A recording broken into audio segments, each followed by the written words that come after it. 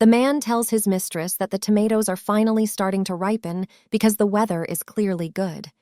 The mistress says that he is right, and later she will come to look at her vegetables that are growing on her land. A servant also appears and tells the lovely mistress that today she has baked apple pie and there is enough for two. The mistress thanks the girl and says that she will definitely try this delicious dish. Mistress decides to go to the door and open it, because I wonder what kind of guest has come to them this time. She's surprised because it's the husband who says he's back with his Marie. The mistress has become the fiancé of the man who proposed to her older sister. Events are moving backwards. Baron Saturn had 2 daughters, and one of them was an outgoing cutie with soft golden hair. She got everything she asked for, and her name was Anastasia. Meanwhile, the youngest resembled a boy because of her tall stature and only read alone. She could not say a word to her parents, and this dirty girl's name was Marie. But the beloved and beautiful older sister died in an accident on her way to her fiancé. Marie was told that she would go to the Count and become his wife instead of her dead sister. Marie made an uproar that this was impossible because how could someone like her go in place of her beautiful sister? The father tells Marie to listen to him carefully and tells the girl to use the Count, who is grieving for Anastasia, for her own purposes. Count Saturn says that Marie should spend the night with the Count and she can take her sister's place. Marie says the father has truly lost his mind, but still, Marie promises that she'll do what's best for the family. But still, Marie doesn't understand why things turned out the way they did, because she had helped the family as much as she could before. Until her sister's death, things had been going on by themselves. A reception was held, under the pretext of it being Marie's birthday and her 18th birthday. Anastasia said it was a lovely dress and her father and mother were very good if they bought such an expensive piece of jewelry. Marie, meanwhile, looked at her sister from the side and said that she looked like a real princess, while the girl herself was walking around in stumps. Marie realized that if you compare her to her sister, her dress of this gray color is very unsightly, and her hair is disheveled as if she were a stray cat. The father turns to Marie and says he apologizes to Marie. After all, they are so poor that they couldn't buy their second daughter the same dress. Her father shows Marie the receipts for the party, and Marie realizes that they had to spend a lot of money on Anastasia's dress and treats. Her family is in debt again, and the girl lives with her family as a maid to save on maids' wages. Marie realizes that they haven't paid off the old debts yet. Anastasia comes up to Marie and asks her sister. Everything is fine, because Marie was very disappointed when she saw the bill of exchange. Marie says that everything is fine, even though today is her birthday, and she is wearing a new dress, and her hair is clean. Even though they made a more fancy present for Anastasia on her birthday, it's still better than the last birthday when Marie didn't even have the basics. A gentleman comes up and says that he has heard about Mrs. Anastasia and says that her beauty has no limits. The man says that he dreamed of meeting Anastasia and realizes that in life the girl turned out to be much more beautiful. The gentleman asks Anastasia to give him a dance and thanks the girl for this favor. Marie is watching from the sidelines. During Marie's birthday party, she was almost ignored, and most of the attention was on Anastasia. One of the men even pushed Marie and thought she was some kind of servant. Her father is eagerly searching for a favorable match for Anastasia, and it's all to save their family, which is on the verge of bankruptcy. It's working. It's so that even on Marie's holiday, more effort is being put into beautifying Anastasia. Marie is disappointed that despite her birthday, all eyes are on her sister and not on her. Marie realizes that her parents are only doing this because of money problems, but it is still a shame that she is not the center of attention on such a special day. Marie realizes that although they share the same parents, for some reason Marie was born ugly. Marie berates herself for being inferior to Anastasia in terms of beauty. The girl does not realize the fact that it is not her appearance that is to blame for paying more attention to Anastasia, but the way her parents treat her, and that they are more concerned with their Anastasia, but not Marie. At one point, Marie hears a man's voice behind her apologizing to her. Marie turns her attention to the suited man and is a little startled by the surprise. The man comes up to the men and apologizes, saying that he must have scared the girl and telling them that he was invited to Marie Saturin's birthday party. Marie turns around at the man's voice and realizes that it seems he went through the back gate by mistake and got lost. After all, their house is quite large. Marie says that the man should enter the manor through the main entrance and that he should go into the hall and see the door on the right. The man continues to talk to Marie, and the girl thinks to herself that the attention is now on her sister anyway, and she doesn't have to be in the common room. The man thanks Marie and calls her a servant, for he obviously did not recognize Marie as the Count's daughter, for the girl was dressed in a gray, unsightly dress. The next moment, the gentleman turns to her assistant and tells him that she is an unusual servant. The man blushes at the words of his assistant and turns to Marie, as he was ashamed to call the lady a maid. The girl tells him that there are 3 children in the Sadarin family, 2 daughters and 1 son. The master asks, "Is this lady one of Count Sadarin's daughters?" The man apologizes for his mistake, because Marie was really dressed as a maid, and he is very worried that he might have offended Mistress, so that Mistress Marie will forgive him. Marie interrupts the gentleman and asks, "Could he really be from the Republic of Insandros?" The Lord looks at Mari with some doubt and says that his mother was a traveling dancer and from the imp, and if the Sadarin clan will not accept foreigners, he will leave immediately. But Marie abruptly interrupts the man and says cheerfully that she thought so, for he is wearing the traditional festive attire of the people in Sandros.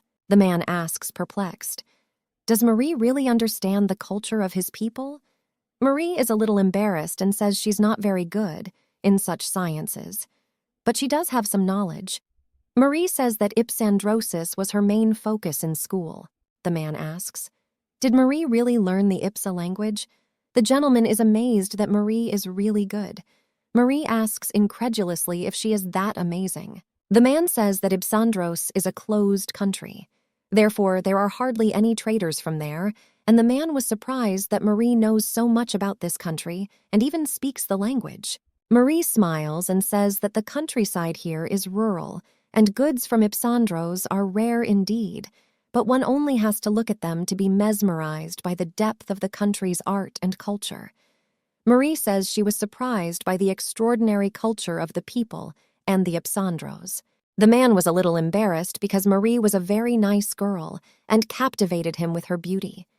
The gentleman says that he can tell a little more about her outfit and says that it is a real pride of the masters of Ipsandros, and it is gilded embroidery. The gentleman says he prefers not only casual clothes made of Ipsandros silk, but also lingerie. Marie says that's the sort of thing they probably don't sell that here. Marie starts to smile and says the man is quite relaxed. Marie confesses to the man that she loves the Ipsandros language very much, and especially the folk tales of this people. Marie asks the gentleman if he knows the story of the shabby ginger cat. The gentleman, whose name is probably Grand, says that the story really tugged at his heartstrings. Marie tells a surprised Grand that a kind traveler picked up a stray cat during their wanderings. They saw many things, and when faced with adversity, they overcame it and stopped only stronger. Mistress was happy to read this story because she associated herself with this cat, who was also red and battered by life. Marie recalls her father's words that if anyone found out that Marie, who is the daughter of an aristocrat, decided to study in a regular school, they would be truly disgraced. Marie realizes that she should have kept all of this hidden and apologizes to Grand that she allowed herself to talk about such outrageous things. Marie worships Grand and says that she is very talkative. The gentleman looks at Marie perplexed and doesn't understand why she is apologizing to him, why the girl is talking about something outrageous. She went to a normal school, and this fact should not damage Sadaran's reputation, and if Marie wants to help the family, she must not tell anyone about it. Grand asks why Marie has kept silent, as she is a truly educated person, and he is interested in talking to the lady. Grand admits that he would like to talk a little more with such an educated and intelligent mistress.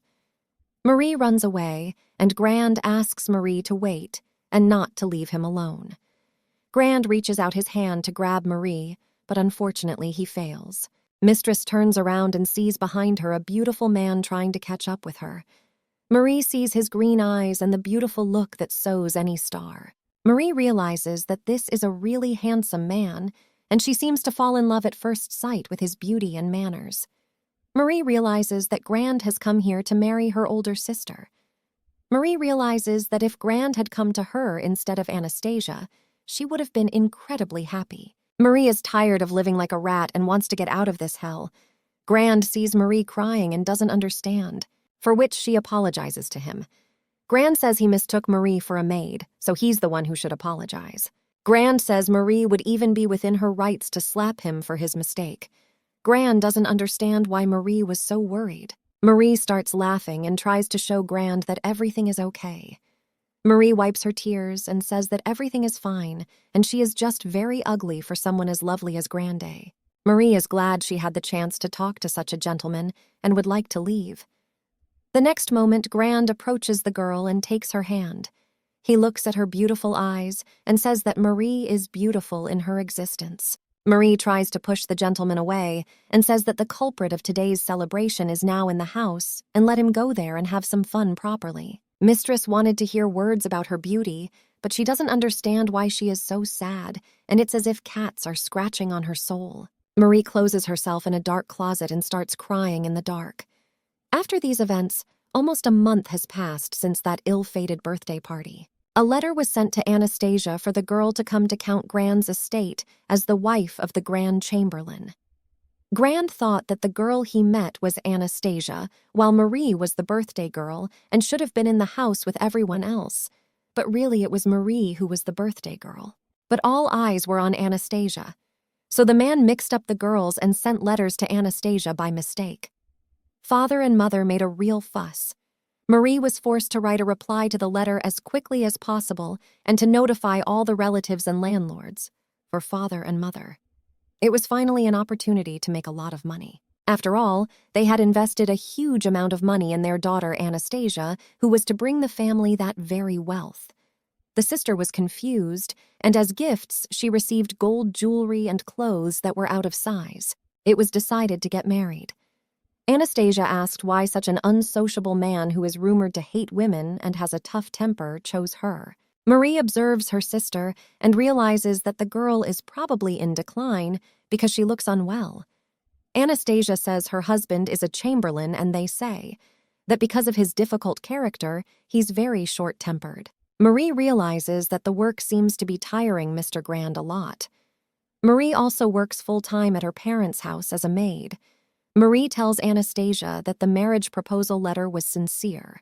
So whatever kind of man this man is, Marie is still sure. But Anastasia doubted her sister's word and was very tired of all the mating games. Anastasia says it's better that Marie gets the outfit. Her sister says it's a real beauty, and she knew that this outfit would suit Marie because the girl is taller than her. Anastasia tells a surprised Marie that this is a man's suit for girls. Anastasia says that when girls wear it, she loves it. Anastasia just wants Marie to try on this beautiful costume, and she says she won't tell her dad about what happened here. Anastasia says that their family is in debt, and they have to work to survive, so Anastasia is thinking of opening a store in the capital. Anastasia asks Marie what she would like to do for a job. As the doors open with a shrill creak and the girls exit the room, sweet and kind and beloved Anastasia was the only person who loved Marie. This girl gave hope, although her parents were guilty that Marie received less than her sister. But Anastasia herself was a kind soul who always took care of Marie. Now Marie is on her way to Anastasia's fiancé, because if it hadn't been for that saturn family carriage collision, that dress and veil would have been worn by Anastasia. The father tells Marie to be meek and straighten her back and not to slouch. Also, the daughter should not show her ugly face and that she should forget everything she was taught at school, because the ability to count and everything else is a sign of a proud woman. The father says that Marie must play dumb in front of the man. The father asks Marie to study the culture of these rude savages, and the girl confirms his words. The man says that if the count divorces Marie, let her come home because a dirty girl like her can't work anywhere else. Marie agrees with her father. Her father says that all these instructions are for her own good, and she should understand that. The girl says that she loves her father and thanks him for his guidance. The girl is really glad that her father loves and protects her, even though Marie realizes that her parents were to blame for the way she lived before, and it was bad for her. The father looks at his daughter and says that she is not nice at all, and even when she smiles, she looks ugly. Why didn't Marie die in that carriage rather than Anastasia deserved it? Marie is a sweet and beautiful girl, but because her parents disliked her from childhood, her beauty was not noticed. Only Grand could see her beauty in Marie that night, but Marie did not know about it, because all her life she had been told that she was nobody and her name was nothing. Today, Marie is headed to the estate of the man who proposed to her sister.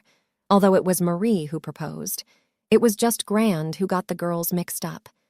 When Grand learned from his servants that Baron Sataran wanted to replace the bride, he was incredibly horrified because he had chosen Anastasia, and why would he want Marie? The man knocked on his desk and all burning with anger because he fell in love really in Anastasia and who was intelligent and beautiful.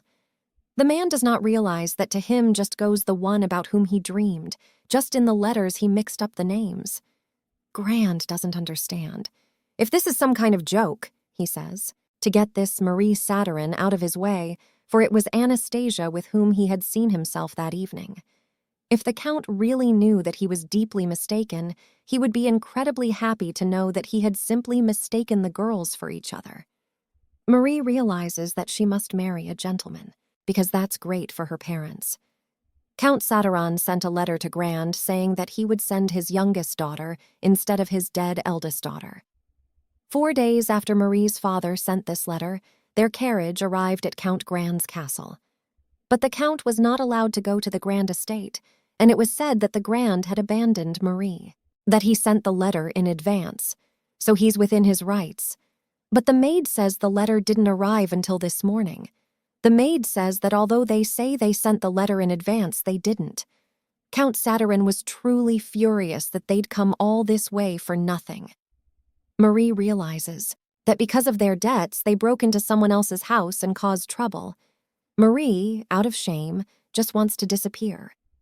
The Count is asked to leave, but Marie's father tries to object and says that they should at least be allowed to spend the night here. The Count is really angry and says he's not going to talk to the servants, so let them call the Count. Marie hears her father screaming and decides to run out of the carriage to help him. The maid says that Baron Sataran is to drop off the Grand Chateau, and she will have to call the guards to escort him. It turns out that the maid Grande had combat skills and easily clobbered the hands of the Baron, who was beginning to annoy her. There was nothing left for the Baron to do, except to be angry at the maid that had knocked him to the ground. Marie comes out and kneels down and apologizes to the maid for her father.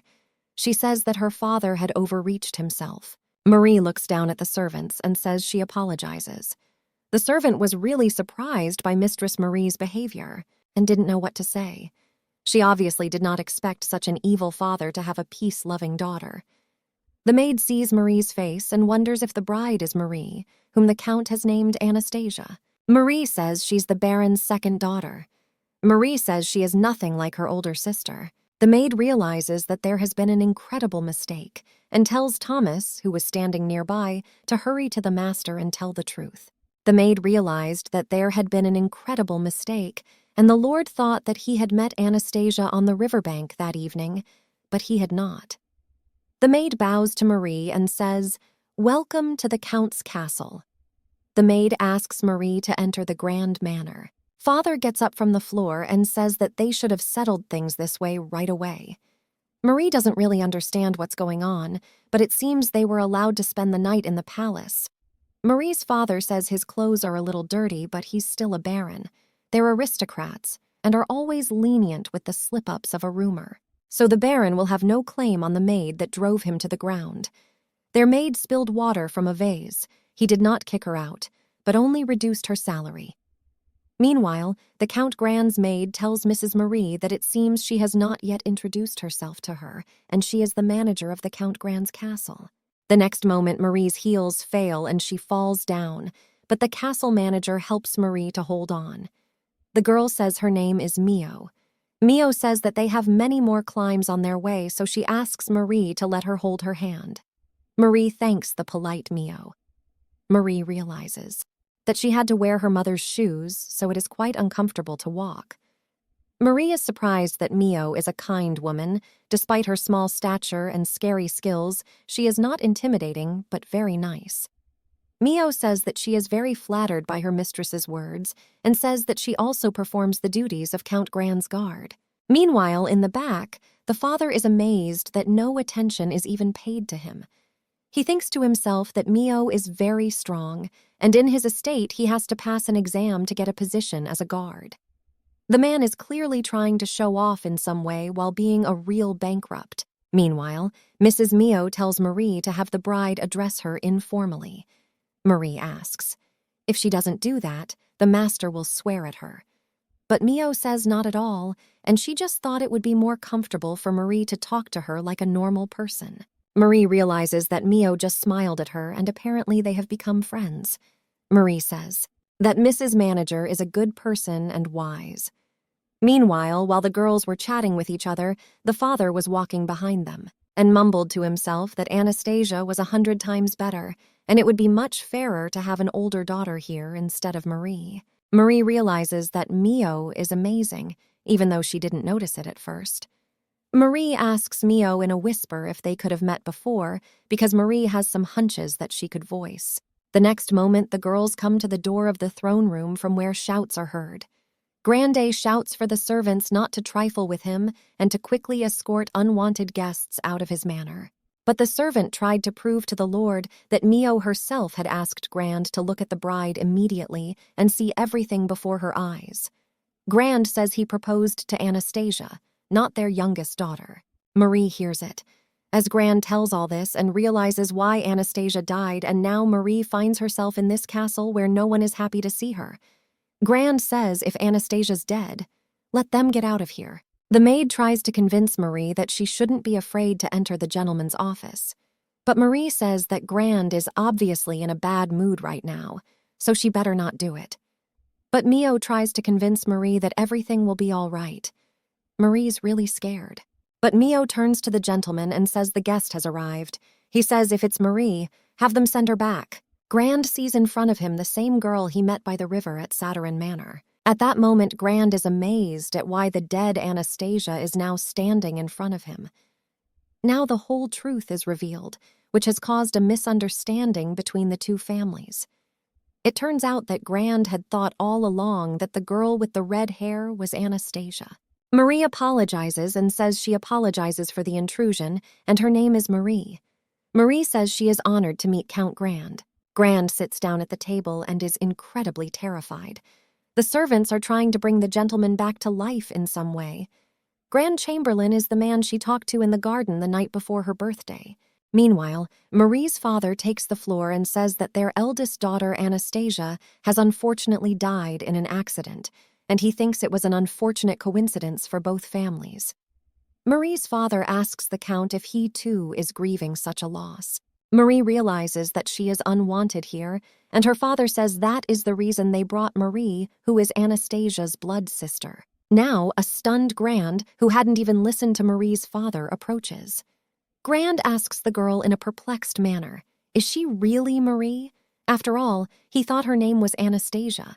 Her father tries to tell Grand that of course Marie loses significantly to Anastasia in her looks, but in the next moments, Grand turns to the annoying man because Marie is truly beautiful, and there is no reason to offend her. Marie sees what's going on, and is made even scarier by the sight of Grand. Count Grand has a complicated character, but in the next moment, the maid starts coughing to be noticed because she has something to tell him. Marie looks very sweetly at the handsome Count Grand, who notices her attention. Grand says that he seems to have overdone it and asks Marie to make herself comfortable. The Count pulls away from Marie and takes his head in his hands because he can't believe that events have turned out this way. Just like that. Marie, along with her father, does not understand what is happening, meanwhile says that she will immediately do all the orders of her master in order to provide their guests with comfort and peace. Marie finds herself alone in the room and asks where her father is because the girl is uncomfortable here.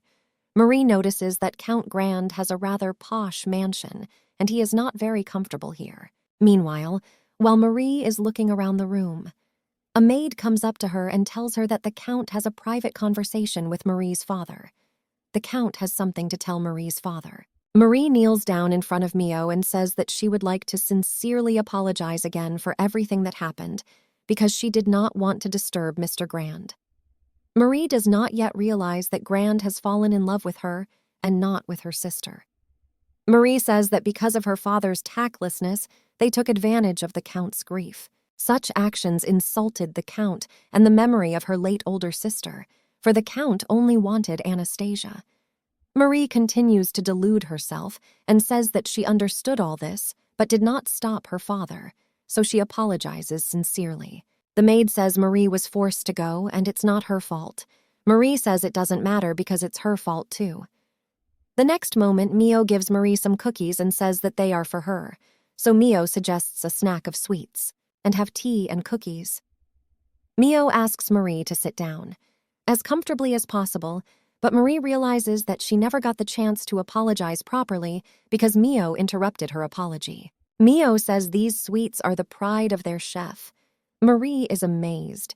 Would it be okay if she just ate these beautiful sweets because they are real fresh-baked goods? Marie realizes that when she eats, she will have to try again to apologize and bow because she has hurt Mio very badly. When Marie tasted her first cookie, she was amazed at how good it was. Marie felt the butter and salted nuts in that cookie. It's very pleasantly crunchy. Mio also provides Marie with delicious and hot tea, and Marie sees her reflection in the mug. Marie realizes that she has not been treated so kindly in a long time. Marie asks Mio, "Is this tea variety from Ipsandros?" Mio says Marie is very knowledgeable. The girl says that she has read in books that Ipsandros has a special tea recipe to promote health and that it has a special flavor. Mio says that this tea is made with ginger and cinnamon. They're mixed with tea leaves gathered from the kingdom. Marie is amazed. How delicious the drink is, and she feels as if she is imbued with power when she tastes Ipsandros tea. Marie realizes that to make such a delicious tea, the Ipsandros people must have worked very hard to come up with this recipe. Marie sees the maid turn away and start to shake. The girl asks, "Did something happen?" But Mio apologizes to Mrs. Marie because she is very inquisitive and also very cute. Marie looks at Mio with an innocent look, and one can marvel at her sweetness. No one ever called her sweetheart because her parents constantly hammered into her head that no one needed her and that she was ugly. Marie learned these words like a mantra and repeated them constantly. Marie had forgotten all about the apology and was calmly drinking tea. She realizes that she has embarrassed herself incredibly badly, so she decides to get out of her seat as quickly as possible to show Mio that she is not a cheeky girl. Mio tells Marie that the Count's conversation is ongoing, and Marie has no reason to rush. Marie says it's no big deal and she will stay as long as it takes. Mio asks why Marie is behaving so strangely. Mistress thinks she should get up and rehearse her apology, and suddenly Mr. Count is about to enter her room. Marie also realizes that with her height, she will overhang the Grand and may need to bow first. Marie thinks that she should behave as submissively as possible in front of the Count. The next moment, the Count Grand appears and turns his attention to Marie, who is rehearsing the apology she would present to him. Marie meets his gaze and doesn't know what to do. If you look at Grande, he's much taller than Marie, although the girl is also quite tall and wearing heels. Marie bows before Grand and apologizes sincerely. Grande doesn't understand what the girl is talking about, but Marie says that she and her father were incredibly rude to Grande, and she sincerely apologizes for that. Grand says it's no big deal, and Marie thanks Grand for his generosity. Marie asks the Count where her father is, and the man explains that he went back to his property and said that if he could not return the gifts, he would go to Anastasia's grave and lay them there. Marie is amazed, apparently. Her father said some stupid things. Everything that was given to Anastasia was used to pay off debts, and they sold all the gifts, and her father lied to Grande. Marie realizes that's probably why she was sent here. The girl wants to apologize. After all, they really insulted the Count very badly. Marie jumps up from her seat to run to her father and return with him. Gran says Marie doesn't need to catch up with him and asks Marie that her family is probably mistreating her. Marie looks at the Count and stops. What did he just say? They deny her interests and say she is a clumsy thing. It's all for her sake because her daughter has no knowledge of the world. Her parents just brought her up, and it's some kind of misunderstanding. Marie tries to deceive herself and thinks that her father sometimes said cruel things, but he did it as the head of the family, and based on his prudence, Count Grand, no matter how it looks from the outside, misunderstood everything. Grand tells Marie to address him by the name Kuros because his real name is Kuros. Grand says that he doesn't like to be addressed by his last name or title, so let Marie call him Kuros. Marie says the master can demand any rules he wants, and the girl will enforce them. Kuros turns around, and Marie doesn't understand what's happening to him. Is he really that difficult of a character, but really Kuros is embarrassed. Kuros asks why Marie was dressed so inappropriately that day. Kuros says it was Marie's birthday party, the kind worn by widows and nuns to avoid attracting the attention of men. Kuros asks, does Marie want to become a nun? But if not, then maybe she just doesn't like men. But Marie denies this conjecture of the Count as well. Marie reads love stories and likes them very much. Marie herself was constantly in the shadow of her beautiful sister Anastasia, so she didn't expect anything, and so she doesn't know if she likes men or not. Grand continues to question Marie and asks if perhaps the girl wanted her sister to stand out to her and she was unhappy with life in the Sedarin household. Grand says that if Marie keeps quiet, he won't understand her. But Marie knew it wasn't because she wanted a different life.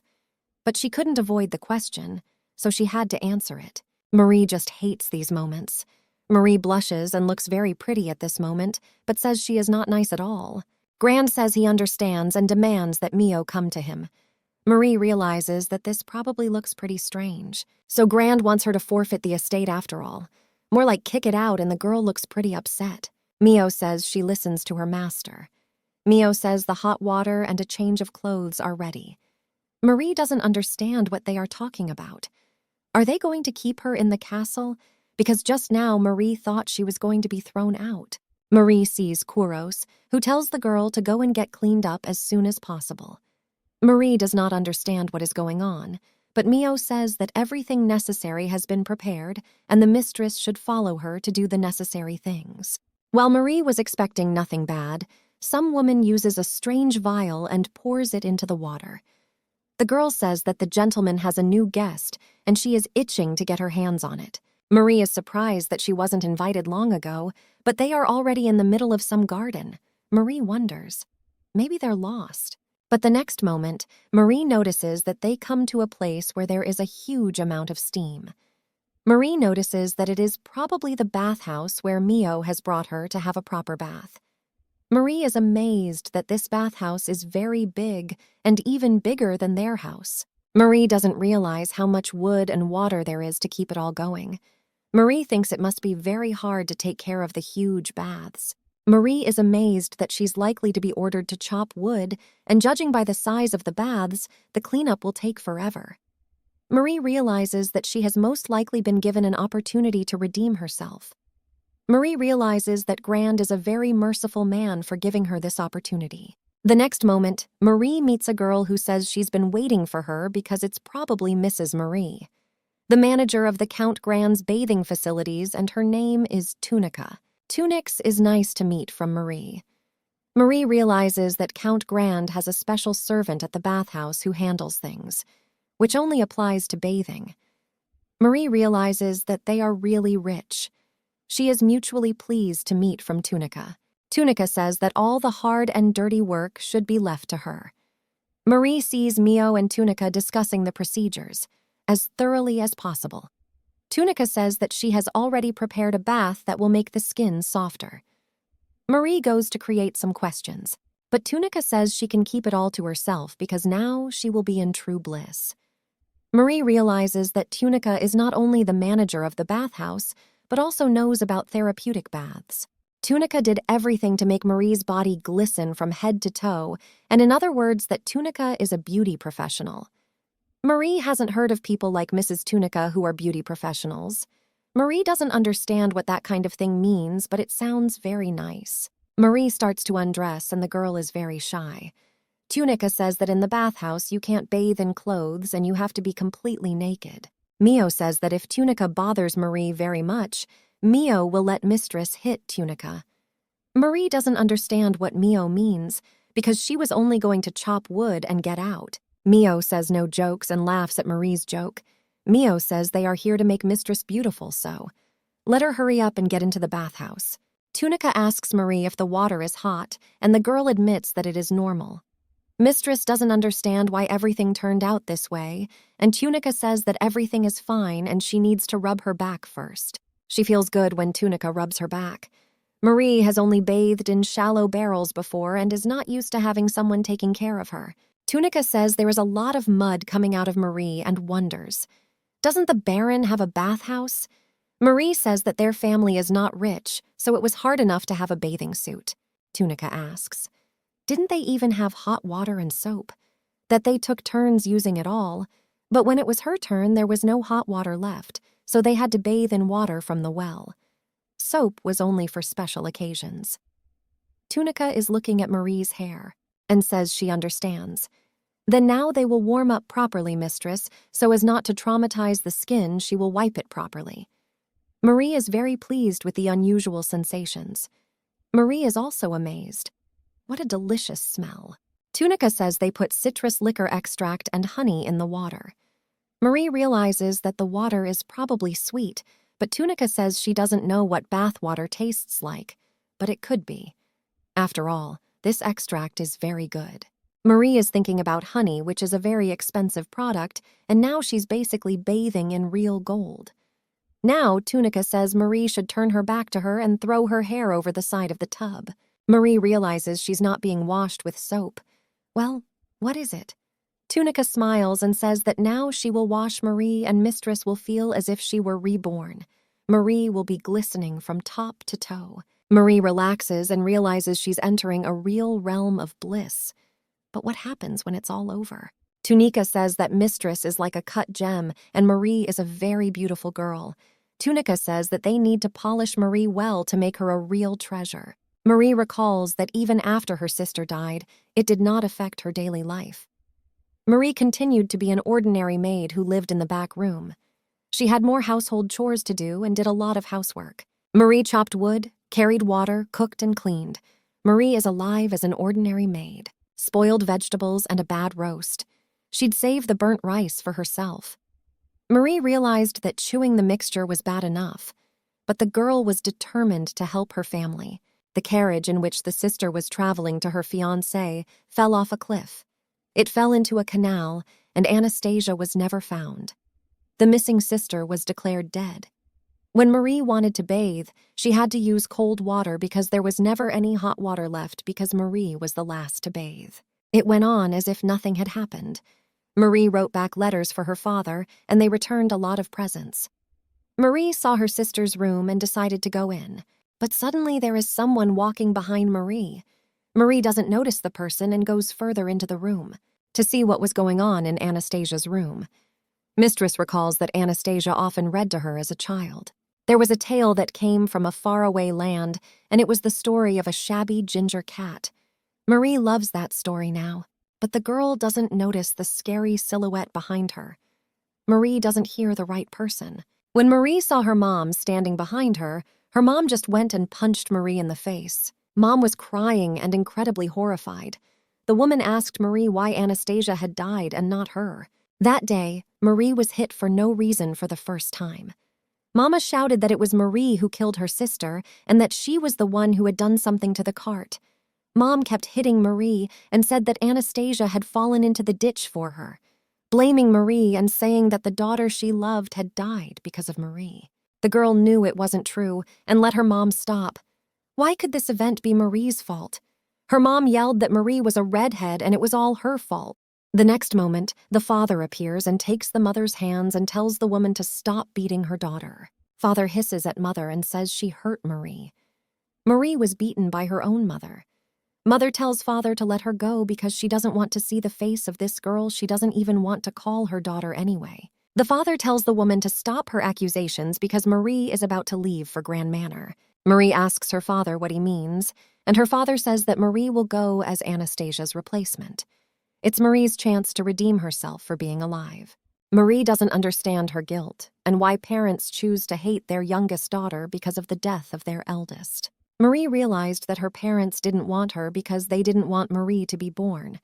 No matter how much Marie cried, she realized that her mother and father hated her with all their hearts. Marie fell asleep when she was in the bath and promises that she will see her father and mother, and next time she will deserve their love. Mio and Tunica pay attention to a sleeping Marie who says strange things in her sleep. Marie finds herself in the hands of the girls and asks, "Did she manage to fall asleep?" The girls run around Marie and say that they are almost done, so everything will be fine. Tunica says it's time for the doll to turn into a butterfly. When the girls finished, they were amazed at how beautiful Marie was. The mistress looked incredible, and her shoes were as if from a fairy tale. The girls escort Marie, and the mistress is met by 2 rows of lined-up servants. Mio asks for Marie to pass on, and the girl obeys her assistant. Marie meets herself in the reflection and doesn't realize who this beautiful woman is. Mio tells Mrs. Marie to go to the Count as soon as possible because he is waiting for her. Marie goes to Kuros and discovers that the man has been waiting all this time to see his future wife. The gentleman turns around and sees a stunning girl walking toward him that finally blossomed when she started being properly cared for. Count Kuros recognized Marie's beauty, even though her family treated her badly. The girl was truly abused. But now Count Kuros sees that if Marie were truly cared for, the girl would be incredibly beautiful. Kuros is worried, so he asks Marie how she is feeling. Marie sees Kuros turn away from her and doesn't understand what's going on.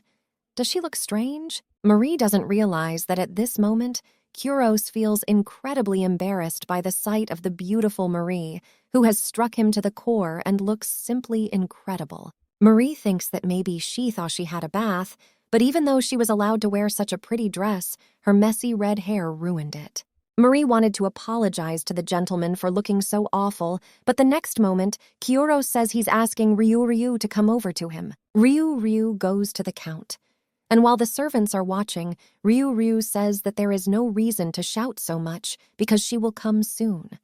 Ryu walks in her beautiful dress towards the Lord. When Ryu walks up to the gentleman, she starts to look at him closely, and Marie is very interested in the girl's appearance, who looks incredible. Ryu says that Kuros has fallen in love with a real belle, and Ryu didn't expect her to be just like that. Kuros tells Ryu to cut the crap and look closely at Marie. Ryu says that Kuros has probably already made up his mind.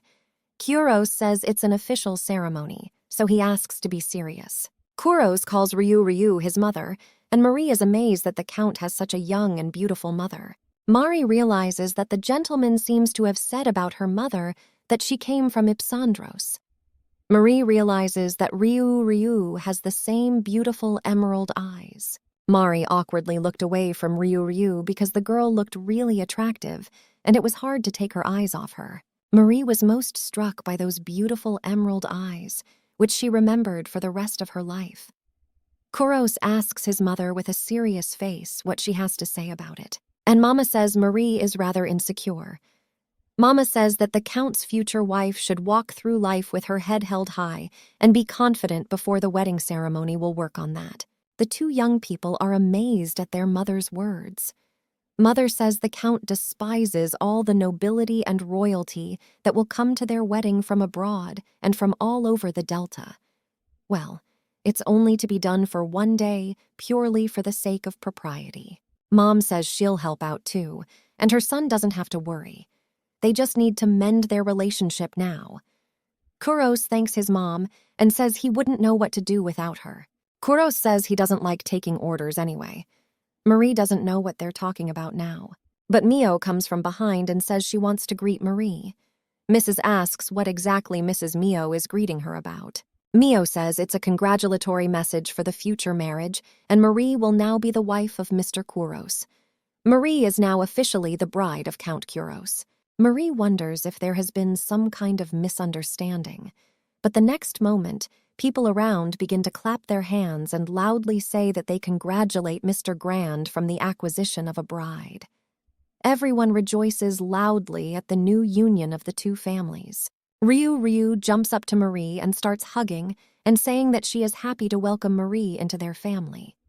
Ryu says that her son is finally married and she will soon have heirs, since she has been a grandmother for a long time. Kuro says that Ryu is in a big hurry and they haven't finalized the official marriage yet. Marie doesn't understand what's going on and asks people around her. Doesn't anyone hear her? She doesn't understand what is going on around her. Her mother says that it is definitely necessary to set a date and notify everyone, and it is better to choose the fastest horses for the messengers. Perhaps it's not a good idea to hurry, though, because it takes a long time to prepare everything properly. Marie doesn't know how to hold back her emotions and decides to shout loudly that she doesn't agree. Everyone around turns around to see Marie screaming, who just yelled that she didn't agree. No one expected the girl to disagree. What just happened? At the very sight of this girl, Kyoros was speechless, and her beautiful carmine-colored hair and pearl-white skin, Marie's delicate facial features, and also the eyes that shine brighter than the most dazzling stars. Kuros says that Marie is truly beautiful, and he doesn't know how to live without her. Kuros would like to be in her arms to enjoy the girl to the fullest. Mio says to keep the gentleman from running away from reality for real. Marie didn't agree to marry him. Kuros was very much distressed and could hardly hold back his tears. Kuros didn't know what to do with this cruel reality, when things don't happen the way you want them to. Mistress Marie turned Kuros down, and the man asks, "Does he have to be so rough with him?" Mio says what? Did Kuros really mix up his older and younger sister? When he sent the marriage proposal. Mio notices that the gentleman is shaking, and Kuros says that probably no one would have believed that Marie was the birthday girl. It was very strange that the girl was so poorly dressed and away from all the noisy crowd at the moment when she had such a celebration. Kuros asks who knew that the girl who was sitting in the dark would turn out to be the birthday girl. He was sure that the girl he fell in love with at first sight was the older sister of the birthday girl who was chased away from the party, because everything started with the invitation he received at the beginning of spring. His old friend Rifon dropped by and said that it was likely that Kuros had received the same letter as him. It was an invitation, and the feeling was that if he was a rich bachelor with a good pedigree, he'd have tons of girls chasing after him. Baron Sadarin's plight was well known to everyone in the neighborhood. Kuros said that such an offer was very vulgar. Kuros looked at the envelope in his hands in disbelief. Rifon says that Sadaran's daughter seems really pretty, and he is already engaged, so he can't come, but Kuros could look for a bride. Kuros says he's not interested in that at all, and Rifon starts laughing at him that Kuros is trying to be modest. The next moment, the girls came to the boys and said that if Kuros did not mind, they would like the gentleman to taste their delicious cookies that the girls had specially prepared for such a nice and sweet gentleman. Kuros thanks the girls for such a beautiful dish. The girls are amazed by Kuros's beauty, and Ruifon says that he is really popular. Kuros laughs at Ruifon's words because he does not feel the benefit of his popularity. The Count did not take the stares of these girls as a show of sympathy, after all. All these women only show contempt, and they hate Ipsandros and consider it a barbaric country. They don't even try to hide their attitudes. And it pisses Kuros off. If they try to show up at his house, he'll egg them on. Rifon realizes that Kuros is quite serious, and he is clearly unhappy with such behavior. He knows the man hates such aristocrats. But if he's a picky man, isn't he going to be alone for the rest of his life? Kuros says that Rifon will stay with him forever, and that will be enough for him not to feel lonely. Rifon says that Kuros is a good man, and he wonders what kind of man the girl who will win his heart will be. Will the day come when he will meet the one? His mother, Ryu, a wandering artist from Ipsandros, was presented to his father as a gift. Kuros's father had a legitimate wife who came from the noble aristocratic family of Lola. So his father, Duke Alfred Grand, had 2 wives. Lola was a quiet woman, but she had some secrets. She cruelly insulted Kuros's mother and always rewarded her with scornful looks. Kuros lived apart and never had the chance to meet Lola. Therefore, they had only interacted in person once. One day, Kuros was walking in the woods and got a little lost and hurt his knee when he fell on the floor. Kuros was small and clumsy, but it wasn't the forest. It was an indoor garden run by Lola. A woman saw a boy who was lost and needed help. She decided to go to the victim and said that the boy was shouting so much. Let him sit still and she will help him. When Kuros saw Mrs. Lola, he was incredibly frightened because he was told a lot of bad things about this girl. But Mrs. Lola helped little Kuros and gave him some cookies. Kuros loved Lola very much for her warmth and care. Lola asks, "Does Kuros really like chocolate chip cookies? Because her daughters love them. But they also like to eat cookies with honey and lemon." Kuros confesses to Mrs. that he loves all the sweets that are presented to him. The boy was very happy that the woman was taking care of him. Lola says that she also likes such sweets, and when she cooks them, she forgets about hateful things. Kuros looked at Lola, who spoke in a very strange way. The woman said that next time she would bake cookies that Kuros would like. Lola made a promise to Kuros that he would taste the most delicious cookies in his life, but to fulfill. This task she was never able to fulfill. The Count decided to make his son Kuros his heir. His first wife, alas, had only daughters. And for the first time, the looks that Lola had previously bestowed on his mother were directed at Kuros. Lola disliked little Kuros, who was the heir to the family. During the dinner party, Kuros became ill and lay in bed all evening. The next day when he woke up, he was told that Lola had killed herself and stabbed herself in the chest. All the people decided that the poisoning of the little heir of Kuros was due to Mrs. Lola, who had baked chocolate with lemon in it. Kuros realized that the deadly poison was hidden by the sweet smells, and it was cooked just for him. Ryu soon received the status of legal wife and left the Earl's residence, taking Kuros with her. Even now, Ryu only appears at the residence to fulfill her duties as the Duke's wife, thus demonstrating that she is nothing more than his concubine. Kuros, too, had few fond memories of her father. Her mother had inherited this old castle along with the chamberlain from her father. Ryu established ties with the dancers from Ipsandros and established trade and capital with them. Mother Kuros was a very enterprising woman. Kuros has achieved count status through his own efforts, all in order to continue living in this country. Over time, he came to hate aristocratic gatherings and his obligations to them.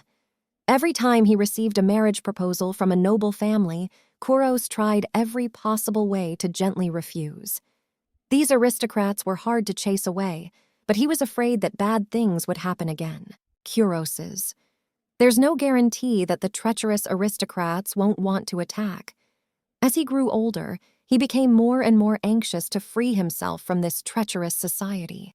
The women wanted to own the Kuros property, and behind their smiles they hid dirty lies. But he's the Earl and the Duke's sole heir, and it's his duty to marry some noblewoman to keep his mouth shut.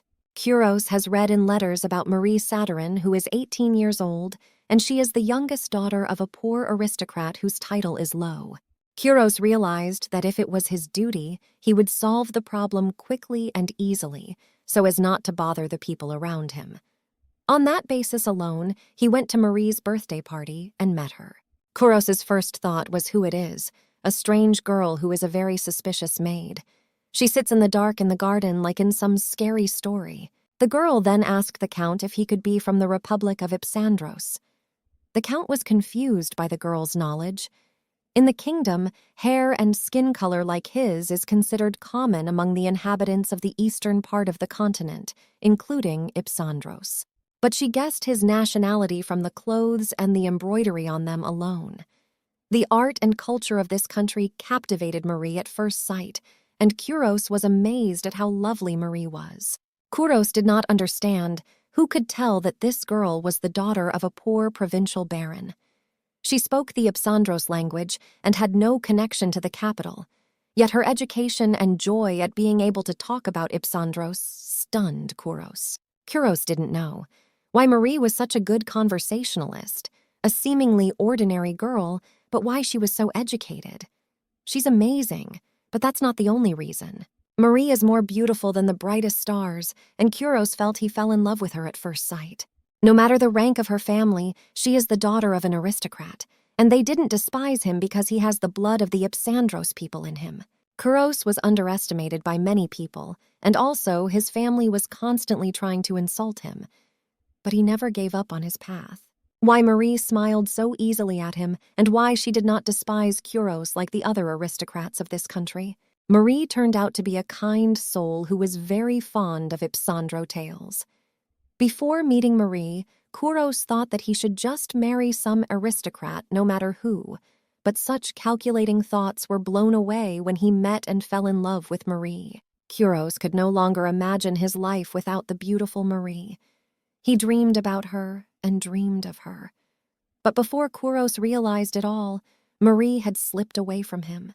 When Kuros did arrive at the main building where the celebration was held, he asked the Baron what his daughter's name was.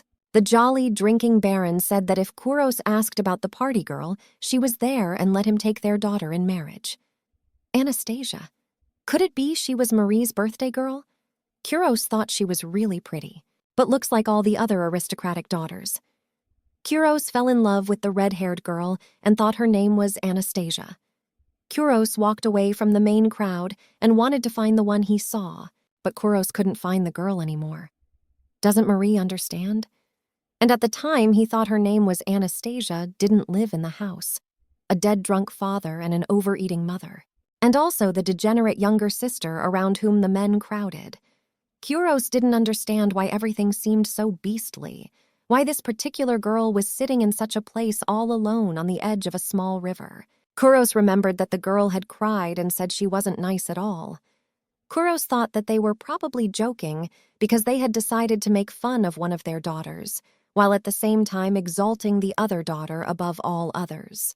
Kuros decided that this house of Sadaran was rotten to the bone. Kuros tore up and threw away all the marriage proposal letters he'd received, and on his return to the castle, he wrote a new letter because he was not interested in the younger sister who neglected the elder one, and that he would like to see the elder daughter Anastasia as his wife. Surprisingly, the answer came very quickly, and Anastasia's parents were very happy with the Count's proposal. Anastasia was to arrive at his castle, then extensive preparations began, and the Count received approval for the marriage from his father and mother. Mom cried when she found out that Kuros had finally found his soulmate because she thought he liked guys. Everyone was heartbroken when they found out that he was so eager to make his future wife happy and to surround her with luxuries that she had clearly lacked in her home. Even in his sleep, Kuros mumbled that he wanted to fulfill all of his Anastasia's orders and requests as quickly as possible. But Anastasia never made it to the castle, dying in a carriage accident. Kuros was incredibly horrified that the carriage had fallen into a ditch and nothing else was said in the letter. Mio says that if you think back, the phrase that Kuros said, to escort Marie out of his castle, was just awful. Kuros cries and tells Mio not to pour salt on his wound because he realizes he made a mistake. Kuros had always waited for Marie, but he thought wrongly. That her name was Anastasia, Kuros asks. Whether he had been rejected by Mio confirms the Count's assumption. Mio says it's fine to admit the facts, but Kuros says Mio should be a little tactful. Mio says it's Kuros's fault because when he saw Marie, he just turned away. When I should have gone to the girl and been glad she was alive. Kuros says she was dazzling, and he was afraid to go near her, but Mio says Kuros is a real jerk. Mio says that if Kuros had said something like the girl was beautiful, the mistress wouldn't have been so sad. Mio tells a stunned Kuros that Marie still thinks the Graf hates her. Kuros says that he only wanted to introduce his mother Ryu to Marie. He thought it'd be nice to dress Marie up a little more fancy, the way aristocrats dress, but he had no idea she was so beautiful. Kuros couldn't contain his feelings for this stunning girl that won his heart for eternity. The feeling came over him, and his heart beat so fast that he couldn't say a word. Kuros was amazed. Marie was really alive. He was so eager to see her and to admire her smile. Kuros realizes that it is necessary to explain himself because he has no other choice, and he cannot live without this girl, that one of a million found in this cruel world. They won't budge if Kuros doesn't do it, no matter what Marie says. Kuros asks Mio where Marie is now and finds out that she is in her room resting. Kuros decides to go, and he will definitely marry this girl no matter what happens. Kuros goes to see Marie and says he can't live without her. Marie looks out the window at the beautiful starry night. Shabby rags and dirty fingerprints on her favorite book are most likely what the world has given Marie. As much as she'd like. After that incident, but she can't get back to normal. Marie hears someone knocking on her door and says that they can come in. A gentleman bursts into her room with Mio. Mio sees Marie and the girl immediately falls at Kuros's feet and apologizes sincerely.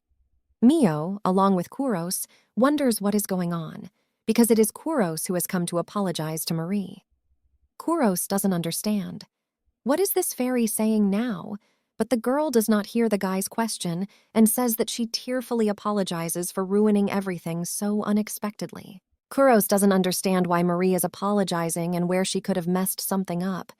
Anya asks Marie to raise her head, but when he sees Marie's beautiful face, he can't hold back his emotions and falls into a stupor from the girl's beauty. Kuros can't imagine how he can say anything when such a beautiful girl is around. Kuros tries to squeeze something out of himself because experience shows that silence has no effect. Kuros says there's no point in Marie asking for forgiveness, and he was wrong not to ask for her wish for this marriage. Kuros said he had his own thoughts, and if Marie came to this castle, she really did want to marry Kuros on her own initiative. Kuros apologizes for having acted so freely. Kuros bows to Marie and says there was a misunderstanding between them, but he really wants to make Marie his wife. Marie does not understand what is going on here, but decides and says that if Kuros wants her, he will take care of her.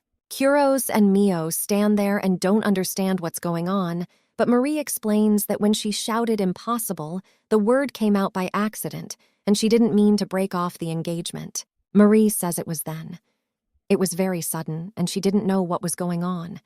Only when she calmed down did she realize that Count Kuros wasn't asking Anastasia's permission at all. Marie's. Isn't she here to be his fiancée? Kuros is a little confused about the point Marie is trying to make. Marie says she was thinking of leaving when they first arrived at the gates of this castle. When Pal's choice was the sister of a previous bride, she did a little research, and they needed to marry a noble girl to become a duke, but finding a bride was so hard that there are rumors of him as a hater. Marie says that how else to explain the presence of Kuros here, for what lord has forgotten in the small village of visiting the poor baron. Marie tells him that Kuros has chosen the beautiful Anastasia as his partner for a political marriage. Kuros and Mio look at Marie in real shock. Marie apologizes again for those words, and she came here because her sister couldn't because of the sudden grief that developed. Realizes her position. Marie is very grateful that she was able to get Kuros's invitation. Marie begs to be used to become a true worthy count. But Kuros says it must wait. He says reproachfully that he attended their event for such a terrible purpose. But that night they saw each other, and his feelings changed. Kuros began to ask, hadn't their letters become a staple of their relationship? Marie agrees from the grand, and she realizes, but after meeting in the garden with her in the living room, Kuros fell in love at first sight with Anastasia, isn't it? Kuros shouts to Marie that this is not true at all, and Marie is definitely mistaken. Marie doesn't understand anything because the marriage proposal letter is addressed to Anastasia, who looked real. Isn't it Anastasia that Kuros has fallen in love with? The maids came and said that the gentlemen could continue their conversation over dinner. Marie was obviously hungry and her stomach was rumbling. Kuros says that since she's been sitting like this, she should sit down and have a little snack. Kuros is hungry too, and they can spend some time together. Marie realizes that it was just a reaction to the wonderful smell and is glad that the Count's food is delicious compared to the food she ate in her family. At dinner, Kuros tells Marie that this is not a political marriage at all and that those letters sent to Anastasia were meant for a red-haired girl he met at night in the garden. It was just a mistake in the name. Kuros tells Marie that he wants to marry her. Marie doesn't understand why Kuros is so cautious and says it's an honor. Kuros asks, does Marie not believe him since he just proved everything with his words and wouldn't just lie to Marie? Marie wished Kuros hadn't been so careful with her. To throw away his troubles, even if he was born into a wealthy family, and Marie was always ready for such a political marriage. Marie says that Kuros doesn't have to worry about anything, and everything is fine, and he's really kind. Kuros gets in over his head and realizes that he knew Marie wouldn't believe him. He doesn't know how to prove to Marie that what he says is true. Kuros says openly that Marie likes him. Marie had not understood what Kuros was saying to her until that moment. Kuros says that in any case, the engagement has taken place, and the marriage ceremony will take place in 3 months, and they will have everything ready, so Marie has nothing to worry about. The girl says she's grateful to Kuros for the information. Kuros says that until then he hopes Marie has a great time, and if she likes it here. It would be a great vacation for Marie because she's been living in terrible conditions with her family. Marie says she would like to go home once. Kuros says it's no problem, but what's the hurry? Marie says that her father didn't expect her to marry either, and he told her to spend one night with the Count to comfort him. If after this liaison she is kicked out, she must return home. Said words were heard by Kuros and Mio, and they were truly amazed. Marie tries to justify herself when she saw the horrified faces of Mio and Kuros. The girl says she didn't expect things to turn out this way either, and can't imagine what her father will think. Marie tells Kuros that if she doesn't go home and find out what her father thinks, she doesn't know what to do. Marie finds herself completely ignorant of adult life. Kuros can't stand this brat and just walks away. Mio approaches Marie and says that she apologizes, but unfortunately Mrs. Marie cannot visit her home. Marie was shocked by this information and asks why, but Mio says it's the Count's decision. If her parents come here, Marie will have to ask the Lord's permission before meeting them. Marie is very nervous, and Mio asks her, is it possible to ask an uncomfortable question why Marie thinks she is ugly? When Marie hears such a question, she is amazed. Why Mio asks her such an obvious fact with her sister always told Marie that she is ugly. Everyone told Marie about her tangled hair and unkept nails and rags together clothes. Die in the mirror, Marie never saw herself as beautiful. Mio took Marie's hands and said that these were just words and of all things. That Marie mentioned there's only a mirror here now. Mio asks Marie to look at herself carefully in the mirror. Marie looks at herself in the mirror and realizes that before she was not on the video, but looking in the mirror because at home there was only a mirror in Anastasia's room, and she could not stand her reflection in that mirror. Marie keeps hearing about someone's voice saying she's a freak. Marie doesn't understand. Is it really her that is standing in the mirror because it's probably some stranger? Mio told Marie that she would now have her own room to live in. Marie wondered. Would she really live in a room instead of a closet? Marie realizes that everything is happening in a dream, and she doesn't know how she ever got to be in this place. When Marie decided to lie down in bed for the first time, she was surprised that it was such a soft warmth that she felt as if she were in paradise. Marie can't remember the last time she slept on a bed instead of rags, and the food was surprisingly good. Yes, and in the bath, Marie has not washed for a long time, and all over the body feels warm and left a pleasant smell after the oils that added tunica. It seems easy, and besides, Marie is in a majestic snow-white castle where she walks around in dazzling robes. The castle manager seems indifferent, but is surprisingly strong. And the Count, with the beautiful emerald eyes, tries to prove to Marie that he loves her. Marie falls asleep with thoughts and thinks that everything happens as if in a fairy tale or in a dream. Marie thinks she was in a dream. That's why she's become like Belle and she's able to become the Count's bride. When Marie wakes up, all the magic evaporates and she seems like the same ragamuffin she's always been. Marie realizes that her life is full of sadness and there will never be a moment when she seems truly happy. Marie wakes up in her dark closet, still a ragamuffin. Marie realizes that if everything around her, it's her dreamy dream that she doesn't want to wake up. Then Marie remembers Count Grand's words when he said that he likes Marie, and the girl blushes because she wants to marry him. Marie hides her face under the pillow in shame and feels bad that she is so excited. Marie does not understand how long she will remember these words, because they are very embarrassing for the girl who cannot find a place for herself, constantly hearing in her head the confession of the Count. Marie thinks, since it's a dream, she thinks she can let herself be happy for once. Marie hopes she can enjoy this beautiful life before she wakes up.